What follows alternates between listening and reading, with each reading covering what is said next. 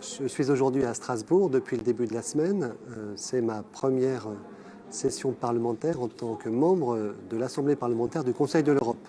Alors pourquoi venir comme ça une semaine à Strasbourg 4 fois par an? Eh bien parce que le Conseil de l'Europe, c'est vraiment le creuset, c'est le temple de la grande Europe et des droits de l'homme, de la démocratie et de l'état de droit. Nous y sommes allés pour le CETA, parce qu'il est maintenant entré en vigueur, mais en même temps il n'est pas ratifié par le Parlement français. Et c'était très important pour nous d'avoir la possibilité d'expliquer aux Canadiens ce qu'étaient à la fois nos craintes et nos attentes pour que le CETA soit vécu de façon très positive. Le CETA est un accord évidemment très important pour la représentation nationale. C'est un accord qui représente aujourd'hui le niveau le plus élevé des accords commerciaux existants en matière sociale et environnementale, même si nous souhaitons faire beaucoup mieux. Un accord enfin qui démarre bien. Depuis le 21 septembre, on voit nos exportations progresser, et notamment dans le secteur agricole.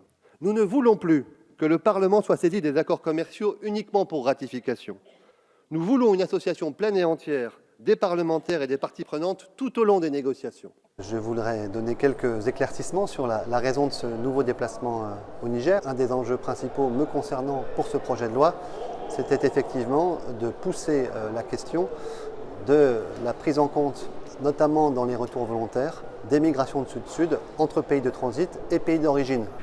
Mais quand tu travailles, l'Algérien préfère te couper le salaire, payer son frais et te faire attendre. Parce que toi, tu n'as pas de défense. C'est eux qui font que les gens défient la Méditerranée. Parce que la façon de traiter les Noirs là-bas, ça fait que les gens préfèrent aller vers l'Europe que de revenir. Les Libyens prennent les Noirs comme les esclaves. Ils n'ont aucune pitié pour les Noirs. Mais ces marins nous emprisonnent et ils demandent une rançon au pays. Si vous ne payez pas, on ne vous libère pas. On a vu nos frères mourir partout en route. Si tu ne payes pas, on te tue. Comme le frère a dit, la situation est tellement déplorable dans ce pays. Alors, Béchir est mon collègue du groupe d'amitié Niger-France. Il est président de la commission des affaires étrangères.